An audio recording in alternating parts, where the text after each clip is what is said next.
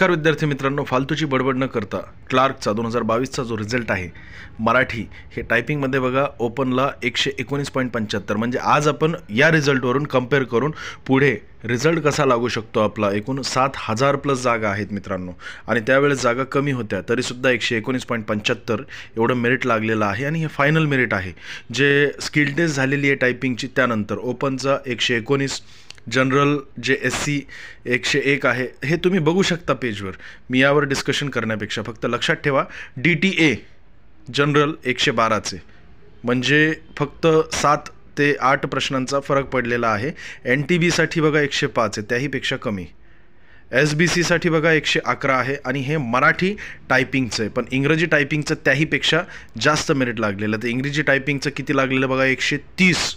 म्हणजे ज्यांनी इंग्रजी टायपिंगचं जे एक्झाम दिली होती. आता कसं आहे या परीक्षेमध्ये इंग्लिश आणि मराठी दोघांचं एकत्रित लागणार आहे, त्यामुळे असं वेगवेगळं टायपिंग जे आहे इंग्लिश क्लार्क टायपिस्ट किंवा मराठी क्लार्क टायपिस्ट असे वेगवेगळे मेरिट लागणार नाही आहेत. सध्या बघा 130 मेरिट लागलेलं आहे ओपनचं आणि बाकी SC ST NTB NTC यांच्या जागा नव्हत्या, फक्त OBC स्पोर्टमध्ये जागा होती. त्यासाठी त्यांचं मेरिट या ठिकाणी दाखवलेलं आहे 106.75 लागलेलं आहे. या मेरिटला बघून तुमच्या मनात एक गोष्ट लक्षात आलेली असेल की 119 जर ओपनचा लागत आहे, 1000 पेक्षाही कमी जागा होत्या त्यावेळेस.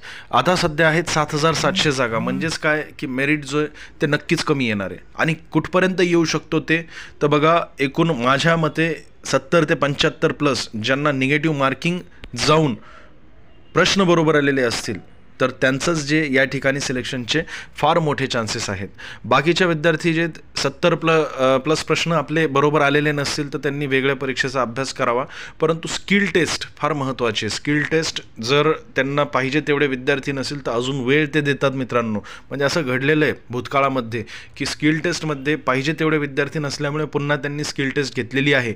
म्हणजेच काय की स्किल टेस्टमध्ये जरी त्यांना 120 प्रश्न जरी बरोबर आलेले विद्यार्थी असतील तेही स्किल टेस्टमुळे बाजूला निघणार आहेत. त्यासाठी तुमचं फार चांगला आणि उत्तम चान्स आहे या ठिकाणी सिलेक्शन व्हायचं.